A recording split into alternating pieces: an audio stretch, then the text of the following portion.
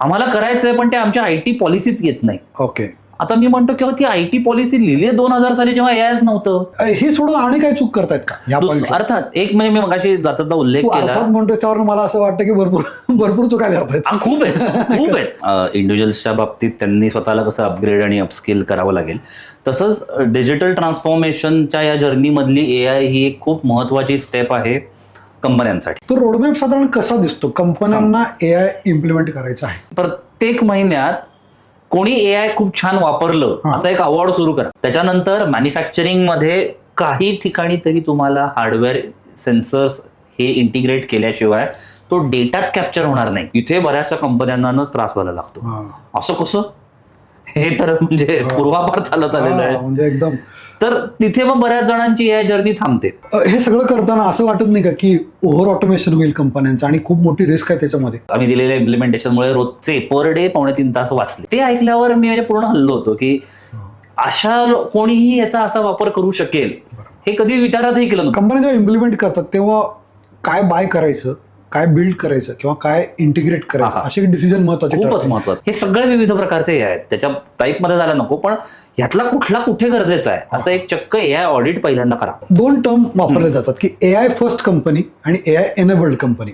ह्या दोनना तू कसं सेपरेट करशील आणि काय असलं पाहिजे? खूपच मोठा प्रॉब्लेम आहे. अजून गार्बेज इन गार्बेज आउट इतकं महत्वाचं आहे. खूप जबरदस्त काहीतरी घडतंय असं मला वाटायला लागलं. जग खूप पुढे जाईल. तर आपण आता इंडिव्हिज्युअल्स बघितलं की लोकांनी काय करायला पाहिजे, त्यांच्या मनातल्या बऱ्याच प्रश्नांची उत्तर द्यायचा आपण एक प्रयत्न केला आणि त्यांचं जॉब फ्युचर कसं सिक्युअर होईल या दृष्टीने. तितकंच कंपन्यांचं ही फ्युचर महत्वाचं आहे. अर्थात म्हणजे कंपन्यांचं जॉब म्हणण्यापेक्षा कंपन्यांचं फ्युचर जर सिक्युअर झालं तर लोकांचे जॉब सिक्युअर होतील. बरोबर आहे. तर आपण आता कंपन्यांच्या एआय काय म्हणायचं ट्रान्सफॉर्मेशनकडे येऊ किंवा बिझनेस जर्नीकडे येऊया की ज्याच्यातून सुद्धा लोकांना आणखीन हा विषय समजण्यास मदत होईल आणि लोकांनी हा पण पार्ट बघणं आवश्यक आहे. आणि तिथं त्यांची सीट आहे, तिथे कुठं त्यांना जागा मिळणार आहे हे कंपन्यांच्या जर्नीत त्यांनी समजून घेणं आवश्यक आहे. तर आपण कंपन्यांकडे येऊया.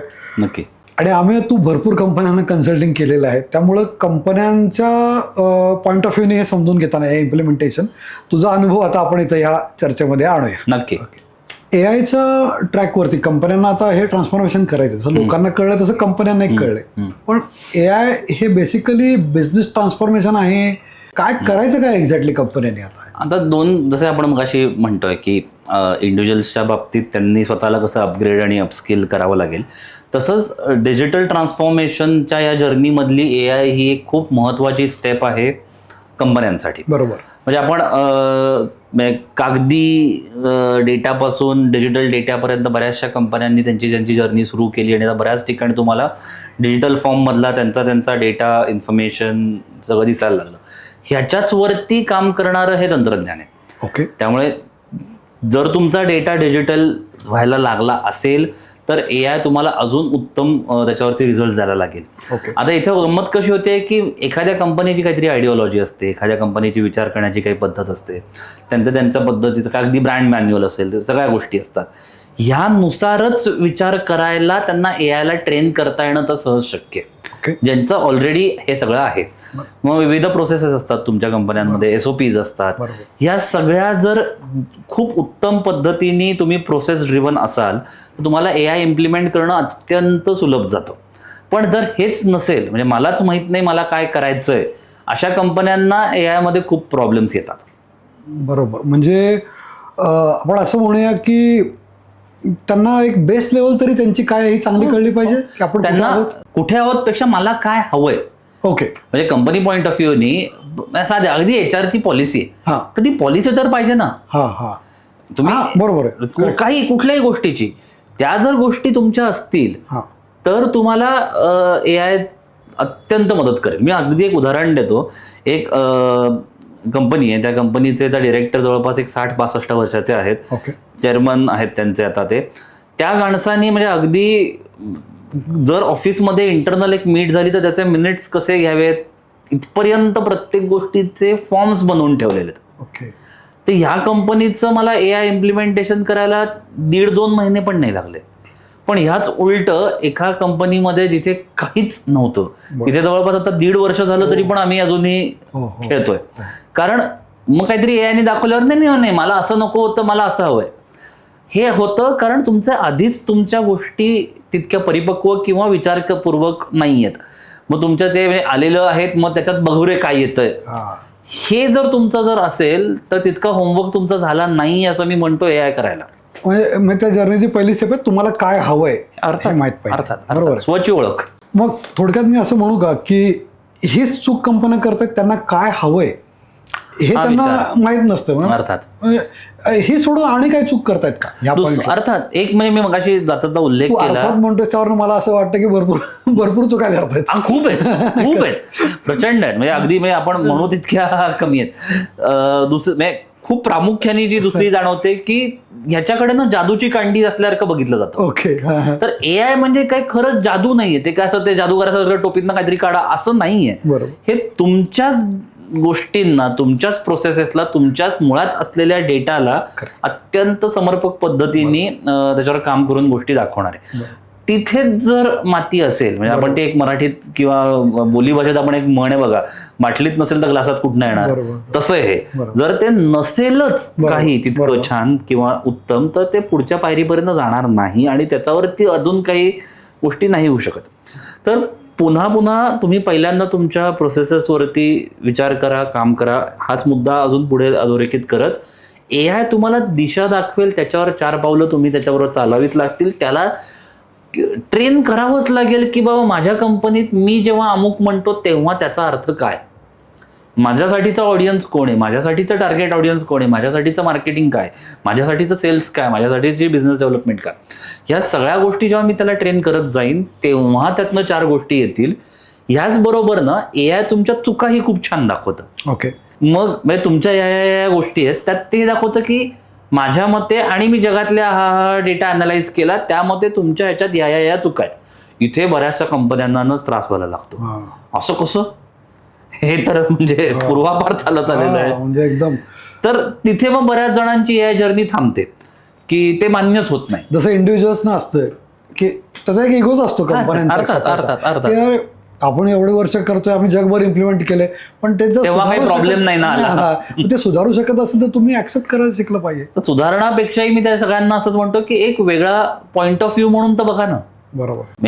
एआय जे काय तुम्हाला सजेशन म्हणा, रेकमेंडेशन म्हणा किंवा एक जे काही देतंय त्याच्याकडे एक वेगळा पॉइंट ऑफ व्ह्यू, वेगळं परसेप्शन म्हणून बघायला काय हरकत आहे. एआयशी चर्चेला तरी तयार राहा किंवा. तर अर्थात खूप छान शब्द आहे की एआयशी त्या कॉन्व्हर्सेशनला तरी तुम्ही तयार राहा की. आणि जेव्हा आता गंमत बघा ना, आपण दोघं गप्पा मारतोय तर तुम्ही पुढचं जे काही विचारणार आहात त्यानुरूप मी बदलतोय ना. बरोबर. असं थोडीच होतंय की मी ठरवून आलो की मला हेच बोलायचं, तुम्ही काय विचार, म्हणजे इंजिनिअरिंगची ओरल नाही ना, तुम्ही काय विचारा मला येतं तेच मी बोलीन, असं ते नाही होत.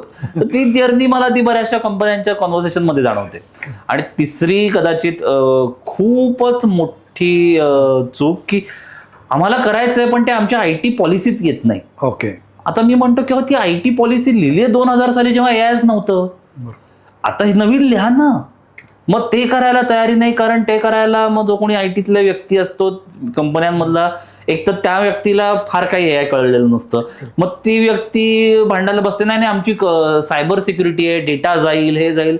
मला वाटतं की अरे हे इतके बेसिक म्हणजे प्रिमेच्युअर प्रश्न आहेत. करता जेव्हा तुम्ही खरंच ह्याच्यात काम करत तुम्हाला कळेल की ह्याच्यात बऱ्याच गोष्टी ज्या हाताळता येतात. पण प्रत्येक कंपनीला मी अगदी कळकळीची विनंती करेन, कमीत कमी तुमच्या कंपन्यांमधले जे कोणी आयटी सांभाळतात यांना तरी एखादं एआयचा वर्कशॉप करायला लावा. माझंच नाही, कोणाचंही करायला लावा, पण कमीत कमी एआयचा वर्कशॉप करायला लावा. म्हणजे आयटी प्रोजेक्ट म्हणून बघत आहेत असंच वाटायला लागलंय मला. अहो तेच होतं कारण ते बदलायला आपण ऍक्सेप्टेड नसतो ना लोक. बरं. म्हणजे मी म्हणतो की CIO, CDO, CTO असे सगळे रोल्स आले, तसे CXO लेवलला CAIO हे लवकरात लवकर दिसेल तुम्हाला, दिसायला लागले. मी तुला सांगतो, अरे आनंदाची बाबतीत काही ठिकाणी आहे पण त्याचं महत्व अजून त्यांना एवढं पडलेलं नाहीये. अरे मी पण आमच्या क्लायंटना ऍडवाइस करायला सुरू केलंय की तुम्ही माणूस घ्या, आयटी प्रोजेक्ट म्हणून ह्याच्याकडे बघू नका, त्याला वेगळं बघा तुम्ही काहीतरी. हा एक काय म्हणा प्रोग्राम आणि गव्हर्नन्स असं घ्या आणि रिपोर्टिंग याचं डायरेक्ट CEO ला आणा,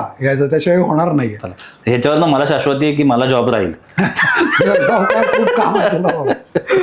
पण आता कसं होतं की करायचं तर आहे, पण ते कसं होतं की सिनियर मॅनेजमेंट म्हणते की रिझल्ट कसे येतील आम्हाला दाखवा, काहीतरी आम्हाला यूज केसेस दाखवा. पण ते काय पहिली स्टेप काय घ्यायची? त्या सगळ्यासाठी पहिल्यांदा आम्ही AI ऑडिट नावाचा एक प्रकार आता सुरू केला. ओके.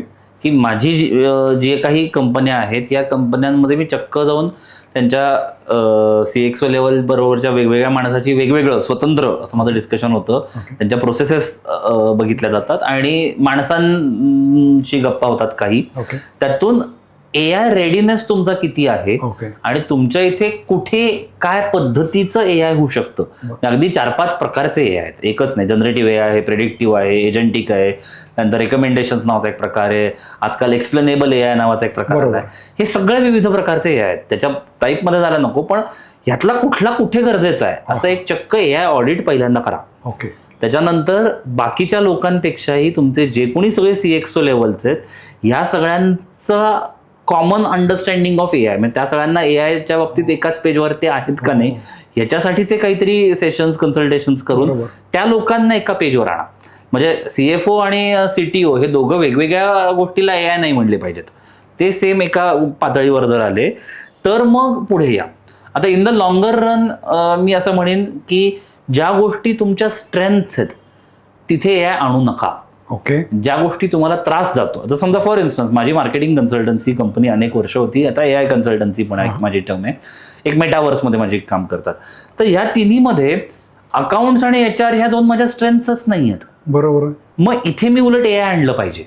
मी मार्केटिंग किंवा टेक्नॉलॉजी ज्या माझ्या स्ट्रेंथ्स आहेत तिथे AI आणून काहीही घडणार नाही, कारण तिथे माझ्याकडे त्याच्यापेक्षा बरी माणसंच पाहिजेत. म्हणजे चालवतो एक डिजिटल मार्केटिंग कंपनी आणि ग्राफिक डिझायनिंगला AI वापरतो तर त्याला काही अर्थ नाही. म्हणजे ते तुझ्या बिझनेस इंजिन आहे असं म्हणूया. एक्झॅक्टली. टेक्निकलचं जे काम आहे ते. त्यामुळे ज्या गोष्टींमध्ये तुमची स्ट्रेंथ नाही किंवा तुमचा कोर एक्सपर्टीज नाही अशा ठिकाणी जर तुम्ही याची मदत घेतली तर तुम्ही जे त्याला रिझल्ट म्हणताय ते तुम्हाला चटकन दिसते. त्याच्यानंतर मॅन्युफॅक्चरिंग मध्ये काही ठिकाणी तरी तुम्हाला हार्डवेअर सेन्सर्स हे इंटिग्रेट केल्याशिवाय तो डेटाच कॅप्चर होणार नाही. बरोबर आहे. मग जर डेटाच कॅप्चर नाही झाला तर मी करू काय, हा सगळा त्याच्या मागचा म्हणजे साधारण गणित. अशी सुरुवात त्यांनी करायला पाहिजे मुळात आधी. तरी पण एक पॉप्युलर एक हे असतं, मी पण 22 वर्ष कॉर्पोरेटमध्ये काम केलं. बहुतेक वेळा बघायचा दृष्टिकोन असा असतो की लो हँगिंग फ्रुट्स काय आहेत, मला पटकन रिझल्ट काय मिळतील. तर लो हँगिंग फ्रुट्स बघायला पाहिजे का ह्याच्यामध्ये न बघता आणि काही वेगळ्या प्रकारे बघायला पाहिजे या रोड? ऑनेस्टली मी अर्थातच नाही म्हणेन की लो हँगिंग कडे जाऊ नका, पण ते लागतंच, कारण त्याच्याशिवाय त्याच्यावरती विश्वास येत नाही. अगदी छोट्या छोट्या गोष्टी आहेत. म्हणजे आपण म्हणूयात की माझ्या वेबसाईटवर एखादी लीड आली, ह्या लीडला ऑटोमेटेड प्रपोजल पाठवणं ही एक प्रोजेक्ट म्हणून त्याच्याकडे बघता येईल. बरोबर. जो व्यवस्थित एजंटिक AI करता येतो. असे छोटे छोटे प्रोजेक्ट्स ब्रेकअप करा, म्हणजे तुम्हाला त्या छोट्या छोट्या गोष्टी इम्प्लिमेंट झालेल्या दिसतात, त्या चटकन 1-2-3 आठवड्याच्या काळात ह्या गोष्टी घडतात. ऑनेस्टली त्या असे 3-4 प्रोजेक्ट किंवा प्रत्येक डिपार्टमेंटमध्ये एक छोटा एक प्रोजेक्ट तरी एका क्वार्टरला करा. बरोबर. म्हणजे जेणेकरून तुमचाच कॉन्फिडन्स वाढेल, तुमच्या टीम मधल्यांचा वेगवेगळ्या पातळीवरती त्या डिपार्टमेंटमध्ये जे लोक काम करतात त्यांचाही विश्वास वाढेल आणि या टेक्नॉलॉजीशी हात म्हणजे हँडशेक करायला तुम्हाला खूप सोपं पडेल. आता हा जो कंपन्यांचा रोडमॅप असेल तो रोडमॅप काही टाइम बाउंड असेल की 3 महिन्यात हे 6 महिन्यात किंवा असा असेल किंवा काही त्याचे लेवल्स ठरतील. तो रोडमॅप साधारण कसा दिसतो? कंपन्यांना AI इम्प्लिमेंट करायचं आहे ऑर्गनायझेशनल लेवलला. सगळ्यात पहिलं इथे जसा इंडिव्हिज्युअलच्या बाबतीत बऱ्याचदा एक थंब रूल सगळ्यांसाठीचा ऍप्लिकेबल होतो, तसा कंपनींसाठी होत नाही. बरोबर. त्याचं एकमेव कारण की त्या कंपनींचं साधारण ज्याला मी डिजिटल एज म्हणतो की त्यांचं डिजिटल गोष्टी ऍक्सेप्ट करण्याची तयारी आणि त्याच्यातला टेक सॅव्हीनेस कितपत आहे हा खूप मोठा फरक पडतो त्याच्याबद्दल. आणि बऱ्याचदा मला उलटा अनुभव आलाय की 50 ते 60 वयोगटातली लोक जास्त तयार आहेत रादर दॅन 35 ते 45 मधली. हा एक माझा खूपच इंटरेस्टिंग अनुभव आहे की कारण जे त्यांचा ऍक्सेप्टन्स लेवल खूपच जास्त आहे जे हायर सिनियर एज ब्रॅकेट मधले. दुसरा असा असतो की मी जसं त्याला म्हणतोय ना की तुम्हाला माझं AI ऑडिट झाल्यावर ह्यामध्ये मला कुठे AI वापरता येईल? हा उत्तर खरं तर प्रत्येक ठिकाणी आहे. म्हणजे अगदी एक साधं उदाहरण देतो. एक स्टील मॅन्युफॅक्चरिंग कंपनी ज्यांचा मी AI कन्सल्टंट आहे, गेले काही काळ आणि ट्रेनिंग त्यांच्यासाठी मी घेतो. ओके तिथे गेटवर जो फॅक्टरी आज सोडणारा जो वॉचमन आहे, हा मला अत्यंत आनंद होतो की त्या माणसाने देखील एक AI टूल वापरून कंपनीमध्ये आज शिरणाऱ्या व्हिजिटर्स साठीच AI इम्प्लिमेंटेशन केलेलं आहे. क्या बात. त्या माणसाला बरं त्याच्याकडे कॉम्प्युटरही नाही, म्हणजे त्याला कंपनीने कॉम्प्युटरही दिलेला नाही, म्हणजे त्याला लागतो त्याच्यासाठी पण नाही. त्यांनी स्वतःच्या मोबाईलवर हे टूल बनवलेलं आहे आणि ते त्यांना इतकं आवडलं की त्या कंपनीचे दुसऱ्या देशातले असलेली HR हेड या माणसाला भेटायला भारतात आली, त्याचा सत्कार केला तिथे. हा जो मुद्दा आहे ना, की ज्याला लीप ऑफ फेथ मी कायम शब्द वापरतो, बरोबर. की मी पण AI वापरू शकतो, हे तुमच्या एम्प्लॉईज पर्यंत ज्या क्षणी तुम्ही पोचवाल त्यावेळी ती व्यक्ती त्याच्या गोष्टींना AI वापरायला लागते आणि ती सुरू करा. मी बऱ्याच ठिकाणी जिथे जिथे कन्सल्टन्सी करतो तिथे आम्ही ही पद्धत सुरू केली आहे की प्रत्येक महिन्यात कोणी AI खूप छान वापरलं असं एक अवॉर्ड सुरू करा. हो जेणेकरून त्याच्यासाठी काय तुम्ही एक तो अमाऊंट काय त्याचा काय द्यायचा हा फार माझ्यासाठी नगण्य मुद्दा आहे, पण दर महिन्यात ती प्रथा सुरू करा की दर अमुक अमुक तारखेपर्यंत तुम्ही काय AI वापरलं ते सबमिट करा. मग एक माणूस कोणतरी ते बघणार, वाचणार, त्यातनं अवॉर्ड काढणार, ते देणार, त्याच्यासाठी एक महिन्यात शेवटच्या दिवशी काहीतरी करा गोष्टी. ही पण म्हणजे ती जी काय पाळंमुळं स्ट्रॉंग करा किंवा ते लोकांना वापरायला प्रवृत्त करा, अशा गोष्टी यातून तुम्हाला दिसायला लागतील. बरं, म्हणजे रोडमॅपला आपण असं डायरेक्ट टाइमलाईनवर नाही टाकू शकत. नाही टाकू शकत याचं एकमेव कारण तुम्ही किती खोलात आहात किंवा तुम्ही किती वर आहात, बरोबर आहे, हे खूपच वेगवेगळं आहे. बरोबर आहे, आणि त्या सेक्टरमध्ये परत याची काय गरज आहे? बरोबर आहे. म्हणजे बँकांमध्ये जे AI हे खूपच वेगळं आहे कदाचित एखाद्या IT कोडिंग किंवा वेबसाईट डेव्हलपमेंट सारख्या कंपनीमध्ये. बरोबर. एखादी कंपनी जी इन्व्हेस्टमेंट किंवा फिनान्समध्ये काही CA सारखं फर्म आहे त्याचं वेगळं आहे, एखादं अजून दुसऱ्या एका फर्मचं खूपच वेगळं आहे. मला माझ्या करिअरच्या सुरुवातीचे दिवस आठवतात. मी ERP इम्प्लिमेंटेशनमध्ये खूप मोठ्या प्रमाणात काम केलं आणि त्या ह्याच्यामध्ये डेटा कंपन्यांचा जो असायचा तो कॅप्चर अर्थात त्यावेळेचे फॉर्मॅट्स वेगळे होते, बेसिक होते. आता तुम्ही व्हिडिओ पण डेटा म्हणून वापरू शकता, कितीतरी फॉर्मॅट्स तुमच्या डेटामध्ये कन्वर्ट होतात. नक्कीच. पण त्यावेळी जी डेटाची क्वालिटी होती हा आमच्यासाठी प्रचंड मोठा प्रॉब्लेम होता. Data quality. AI वर्ल्डमध्ये तू डेटा क्वालिटीला कसं बघतोय? प्रॉब्लेम आहे का बऱ्यापैकी सॉल्व्ह झाला? खूपच मोठा प्रॉब्लेम आहे. अजून गार्बेज इन गार्बेज आउट इतकं महत्वाचं आहे ते आणि अनन्यसाधारण महत्व आहे त्या गोष्टीला, कारण त्याच्यावरच हा सगळा. साधं उदाहरण घेऊयात. माझ्याकडे असं आजवरचा डेटा आहे आणि आजवरचा डेटा आहे काय 15 वर्षांचा माझा डेटा आहे अमुक अमुक प्रोसेसेस मधला. याच्यावरनं मी एक AI इंजिन रन करून ट्रेन करून त्याला शिकवतोय की आता ह्याचा अभ्यास कर आणि मला सांग की उद्या मी काय डिसिजन घेऊ. आता हाच डेटा जर नीट नसेल तर येणारा आउटपुट चुकीचंच येणार, कारण ते ह्या सगळ्या डेटावरती खेळून आलेलं आउटपुट आहे. त्याचं महत्व असंख्य आहे. बेसिकली आम्ही ॲज इज करायचो, मग टू बी करायचो, स्टेप्स आयडेंटिफाय, तसाच प्रकारचा अप्रोच तसाच आहे, लॉजिक तेच आहे. ERP was more about processes. AI मला अजून एक स्टेप आधी आलं, इट्स मोर अबाउट डेटा आणि डेटावरनं ड्राईव्ह झालेल्या processes. So data driven processes ही त्याची म्हणजे काय आपण अगदी म्हणजे AI इज इक्वल टू काय असं जर म्हणलं तर तो असा डेटा तुमच्या समोर तुमचाच असलेल्या डेटाला अशा प्रोसेसमध्ये कन्वर्ट करतो की त्यातून तुम्हाला असे इन्साइट्स मिळतात ज्याच्यावरनं तुम्ही परत तुमच्या बिझनेस प्रोसेसेस रिवर्क किंवा अपस्केल किंवा अपग्रेड करू शकतो. म्हणजे SAP किंवा Oracle हे जे ERP आहेत किंवा आणि बऱ्याच कंपन्या आहेत हे लोक पण आता AI मध्ये खूप ऑलरेडी या सगळ्यांचेच AI व्हर्टिकल्स सुरू झालेच आहेत. कंपन्या जेव्हा इम्प्लिमेंट करतात तेव्हा काय बाय करायचं, काय बिल्ड करायचं किंवा काय इंटिग्रेट करायचं असे डिसिजन महत्वाचे, खूपच महत्वाचं. काय तुझं मत आहे त्यावर? साधा तर परत 3 ठिकाणी येतो जिथे जिथे माझा डेटा खूप जास्त मला महत्वाचा आहे, ओके, जो मला कुठल्याच AI टूलवर अपलोड नाही करायचा आहे, ओके, तो अत्यंत जिकिरीचा आहे माझ्यासाठी. ओके, अशा ठिकाणी बिल्ड ला पर्याय नाही. बरोबर. मग तिथे कस्टम GPT नावाचा एक प्रकार आला की माझ्यासाठी कस्टमाइज्ड एक व्हर्टिकल करून घ्या. तिथे बिल्डला काहीच हे नाही. पण काही गोष्टी अशा आहेत की ज्या तितक्या महत्वाचा नाहीये डेटा, जो सर्रास सगळीकडे अवेलेबल असेल, ज्या डेटावर मला प्रोसेस करायच्या आहेत, ज्या माझ्या ऑपरेशनल आहेत, त्यातनं डिसिजन मेकिंग फार काही नाहीये पण त्या वेळ वाचणाऱ्या आहेत, तिथे एखादं AI टूल डायरेक्ट लायसन्स घेतल्यासारखं किंवा त्याचं इंटिग्रेशन डायरेक्ट केल्यासारखं बरोबर किंवा त्याचं लायसन्स काही जणांसाठी बाय केल्या काहीही हरकत नाही. पण जिथे जिथे माझा डेटा प्रचंड महत्वाचा आहे बरोबर तिथे इंटिग्रेटला पर्याय नाही. कोर जे तुमचं आहे गोष्ट ती तुमच्याकडे स्वतःकडे ठेवा जिथं तुम्ही इझिली काही घेऊ शकता सोप्या गोष्टी त्या. त्याचं म्हणलं की रिक्रुटमेंट, बरोबर तर रिक्रुटमेंट सिनियर लेवलची मी समजू शकतो, बरोबर पण ज्युनियर लेवल किंवा फ्रेशर लेवलच्या रिक्रुटमेंटसाठी एखादा AI टूल वापरायला काहीच हरकत नाही. वापरा ATS वापरा सगळं वापरा. सगळं घ्या त्याच्यावर. सिनियरसाठी मी समजू शकतो की मला हे नाही सांगायचं की माझ्याकडे बोर्डवर की कोण येतंय कोण जातंय इतक्या लवकर नाही सांगायचं, मोठ्या ते मी समजू शकतो, पण खाली वापरायला काहीच हरकत नाही. तू इतक्या कंपन्यांना कन्सल्टिंग देतोस आणि इम्प्लिमेंट केलंस AI आणि खूप वर्षाचा तुझा अनुभव आहे, ऑथॉरिटी आहे. एखादा असा रिझल्ट होता का की एखाद्या कंपनीला AI इम्प्लिमेंट केल्यानंतर तुला फार म्हणजे आनंद देऊन गेला? ते प्रचंड. आउटपुट खूपच असतील, हो. पण असं एक दोन सांग की आउटपुटच असं आलं फंटॅस्टिक की gave you lot of satisfaction. दोन सांगतो उदाहरणं.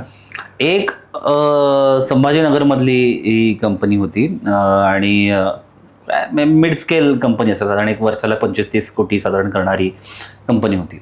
त्यांच्याकडे म्हणजे असंख्य प्रमाणात ते म्हणजे आपण ज्याला कर्णबधीर म्हणूयात किंवा ज्यांना फार लवकर रिस्पॉन्स देऊ शकत नाहीत अशी मंडळी ते IC डिझाईन करा, सोल्डरिंग करा वगैरे अशासाठी वापरत होती.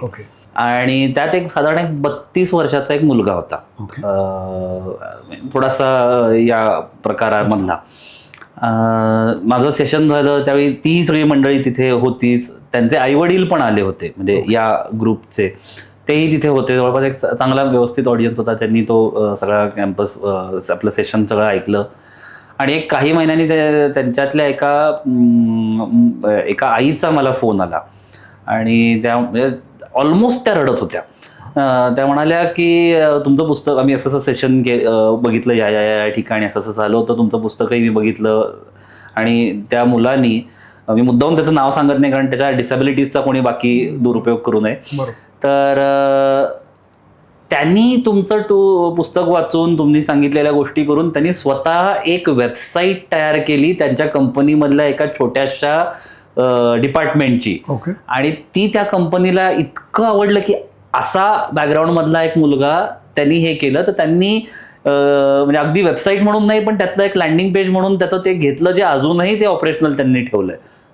ते ऐकल्यावर मी म्हणजे पूर्ण हल्लो होतो की अशा कोणीही याचा असा वापर करू शकेल हे कधी विचारातही केलं नव्हतं. आणि मी खरं तर त्यांच्याशी गप्पा मारायला मी तिथे गेलोच नव्हतो. म्हणजे माझं आधी मला तो मुद्दा सांगितला होता, मला माहिती होतं, अशातलाही भाग नाही. माझं त्या कंपनीमधल्या बाकीच्या सिनियर मॅनेजमेंट बरोबर एक सेशन होतं आणि ते सेशन झाल्यावर ते म्हणले की एक आमच्या बाकीच्या टीमसाठी पण एक थोडा वेळ अर्धा तास बोलाल का? म्हणलं ठीक आहे, ओके. मग त्याला त्यांनी अख्खं सगळेच लोक येऊन बसले होते आणि त्याच्यात ही होती, म्हणजे ही सगळी एक जवळपास 15-20 लोक होती. म्हणजे तो दिवस अजूनही मी तो कॉलही माझ्याकडे मी मुद्दामून ठेवला अजूनही की तो इतका असा पूर्ण बदलून टाकणारा होता. दुसरा एक होता भुसरीज मधलीच एक कंपनी आणि त्यांचा अर्थात आधी म्हणजे माझी कुठलीही मीट अशी असते नाही सर तुमचं सगळं ऐकलंय, आम्हाला हे करायचं आहे, हे सगळं पहिला असतो. मग पहिल्यांदा बोलायला असतं की घडणार काय हो यांनी. मी म्हणलं त्यांनी मी कुठेही AI इम्प्लिमेंटेशन करताना आम्ही काही मॅट्रिक्स देतो की प्री वर्सेस पोस्ट. त्यातला एक मॅट्रिक्स हा माझा कायम असतो की आज अमुक एक काम करायला तुम्हाला किती वेळ लागला वर्सेस आम्ही काही गोष्टी केल्यानंतर किती वेळ लागतोय. सो किती मॅन आवर्स आम्ही वाचवले. आणि मी म्हटलं तसं की माझं बेसिक AI ऑडिट झाल्यानंतर आता हे प्रेडिक्ट करतो की साधारण तुमचे इतके मॅन आवर्स किंवा मॅन मिनिट्स वाचतील.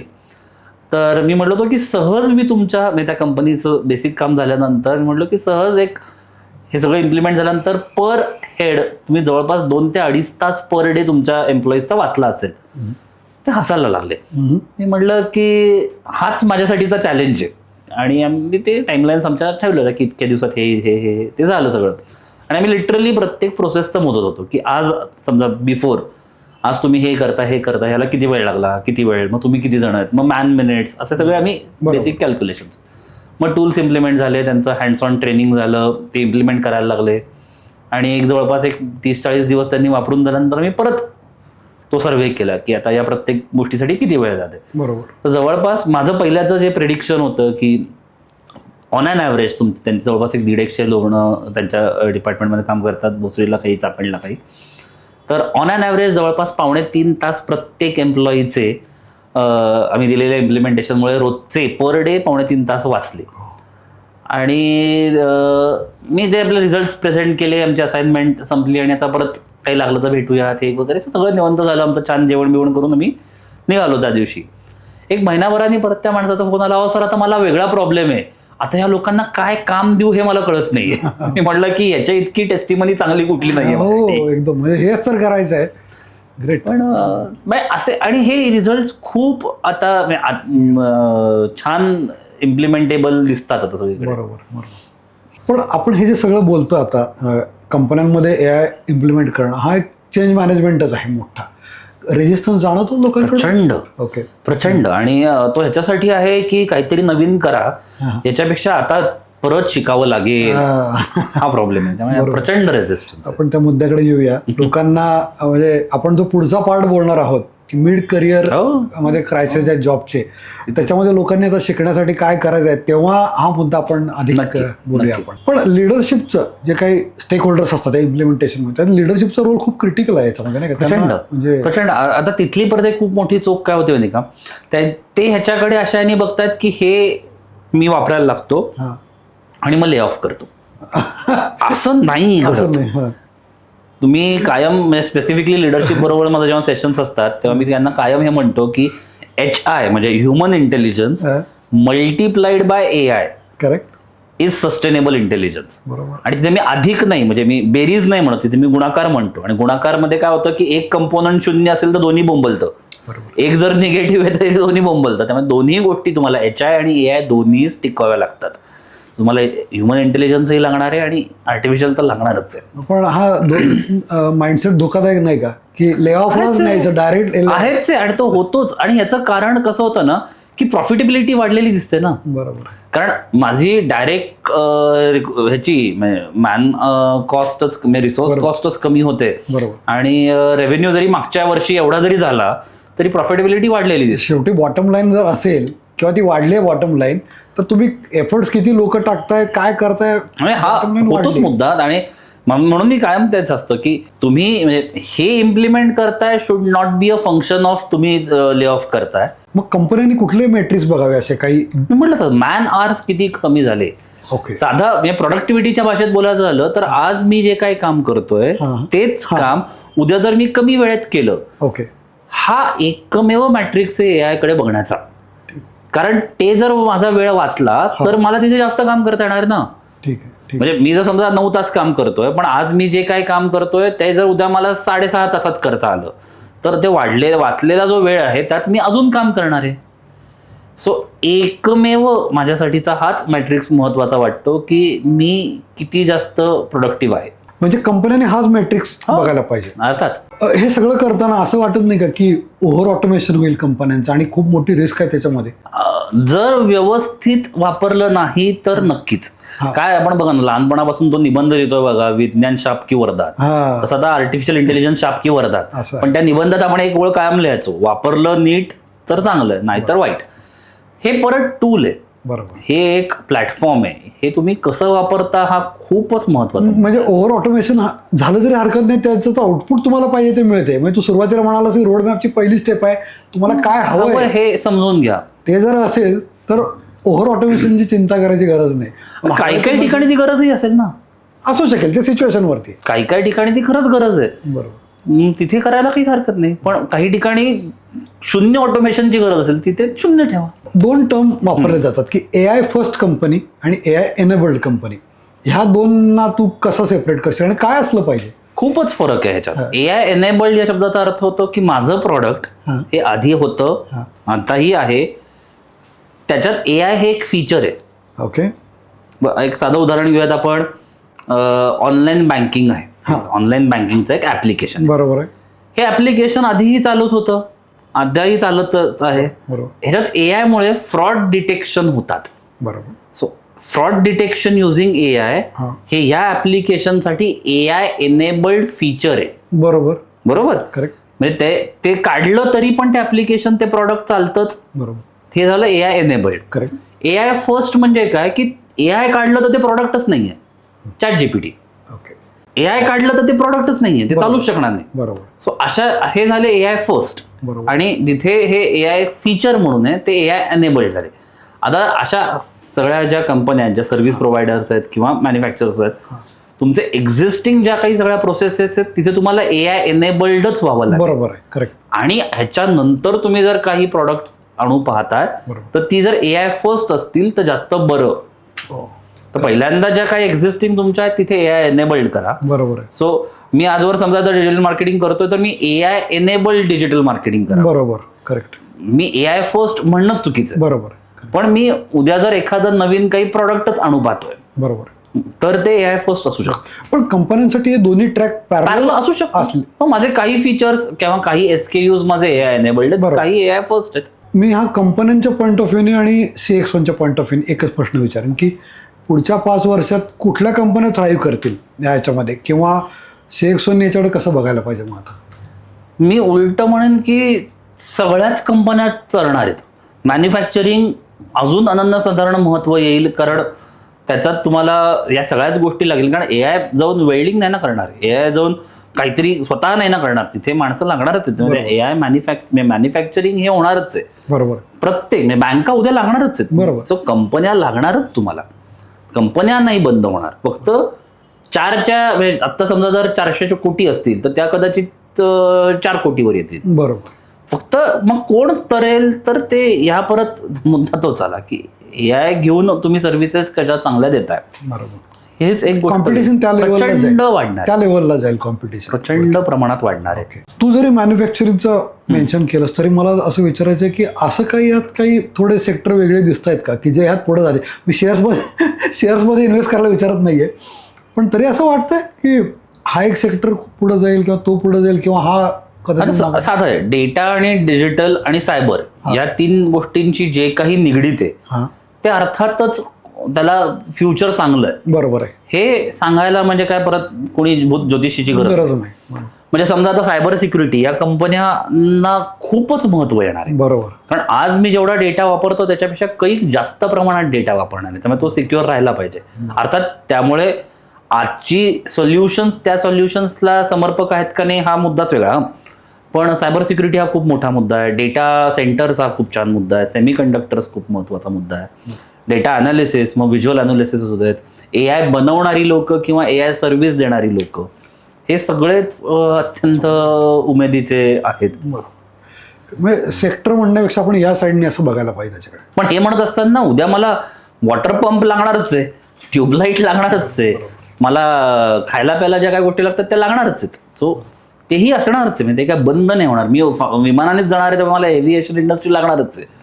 म्हणजे एकूण जग फार जोरात पुढे प्रगती करेल असं हे मला वाटलं. हे एक अगदीच मला खूप इंटरेस्टिंग पॉइंटला आलोय आपण. फार लकी होता पण आता या काळात. मलाही वाटतंय. म्हणजे मला असं वाटतं की गेले 30 वर्षाचा माझा अनुभव आहे, तो अनुभव बघता ते सगळं मी पुढे जेव्हा रिलेट करतो, माझं आता फील्डच असं आहे HRचे रिलेटेड किंवा प्लेसमेंटचं, मला खूप रिलेव्हंट राहावं लागतं. कुठल्या डोमेनमध्ये, कुठल्या इंडस्ट्रीमध्ये, फंक्शन्समध्ये, टेक्नॉलॉजीमध्ये कुठे काय चाललंय. खूपच म्हणजे मी माझ्या अनुभवात हे मी नक्की सांगतो की खूप जबरदस्त काहीतरी घडतंय असं मला वाटायला लागलं. जग खूप पुढे जाईल आणि आपण सगळे त्याचे साक्षीदार. तू जसं म्हणाल वी आर लकी, हे सगळं जवळून बघायला मिळतंय आणि समजतंय. असं म्हणून थोड्या प्रमाणात समजतंय, तुझ्या एवढं नाही, थोड्या प्रमाणात म्हणेन. ठीक आहे. ओके.